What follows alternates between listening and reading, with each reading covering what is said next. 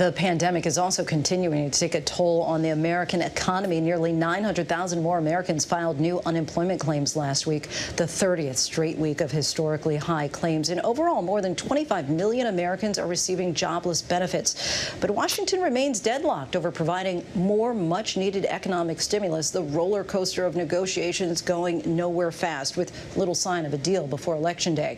Here's ABC's chief business and economics correspondent, Jarvis. With Washington at a stalemate over plans for a new round of stimulus to fight the devastating consequences of the pandemic, I'd say at this point, getting something done before the election and executing on that would be difficult, just given where we are. Don't let the perfect be the enemy of the good, as they say. It is nowhere near perfect. Madam Speaker. Always the case, but we're not even close to the good. The economic recovery facing increasing pressure. Rehiring slowing, layoffs rising, 898,000 more Americans filing new claims for unemployment last week. And now more than 8 million people have fallen into poverty since the start of the crisis. 11 million people who lost their jobs during the pandemic still don't have them back. How important is stimulus from Washington right now? It's critical. It's nothing short of critical. These households, 11 million people who, for no fault of their own, have lost their jobs, their livelihoods, and lay awake probably every night wondering how they're going to take care of themselves. They need additional bridge, if you will, to get them through the pandemic and ready to go back to work when jobs are available. In an exclusive interview with ABC News, Mary Daly, the president of the Federal Reserve Bank of San Francisco, calling on Congress to get a deal done now. What happens if Washington doesn't come through with stimulus soon? It's going to be a drawn-out recovery. I don't want to take another decade to recover like we did after the financial crisis. That was Daly joining a growing list of economists, including Fed Chair Jerome Powell, who say failure to act now puts the recovery at risk and deepens the despair. Ultimately, we live in an economic system that's quite integrated. And when one of us struggles, all of us tumble. And it's really something we have to take to heart. We are interconnected. So every day we wait is one day too long. Lorena Cantaravisi, who started her restaurant Maria Empanada in Denver, Colorado 9 years ago, is one of the many desperately waiting. I started my business with $300 and no word in English when I came to this country. And now, pre-COVID, we had 5 locations.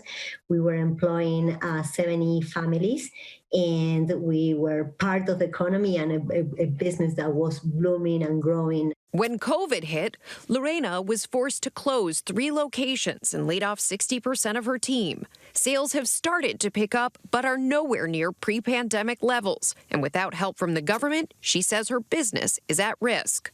As a small business owners, we don't have the luxury of deciding when we can pay rent or when we can pay payroll. And what do you say to someone who says, well, Lorena, just go to your bank, get a loan from your bank?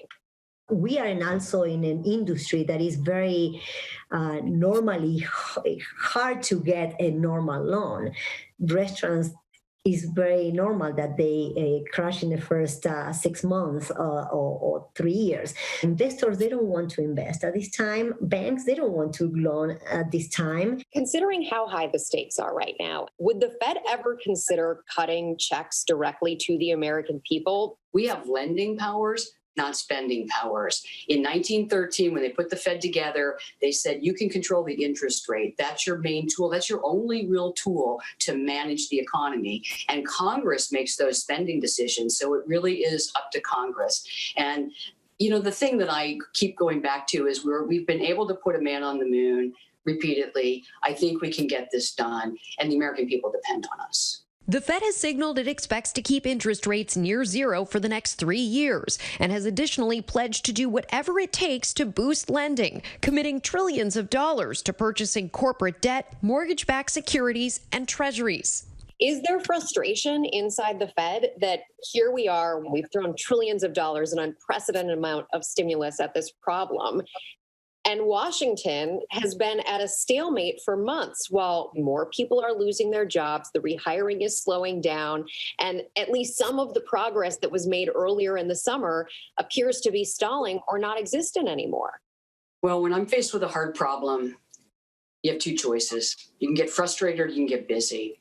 As for Lorena, she says she will also stay busy, fighting to keep the doors of Maria Empanada open. Having a business that is being closed is not just that you close the door of a restaurant. You are killing a dream at the same time. You are killing effort that you are putting in all these years. Our thanks to Rebecca for that. Hi, everyone. George Stephanopoulos here. Thanks for checking out the ABC News YouTube channel. If you'd like to get more videos, show highlights, and watch live event coverage, click on the right over here to subscribe to our channel. And don't forget to download the ABC News app for breaking news alerts. Thanks for watching.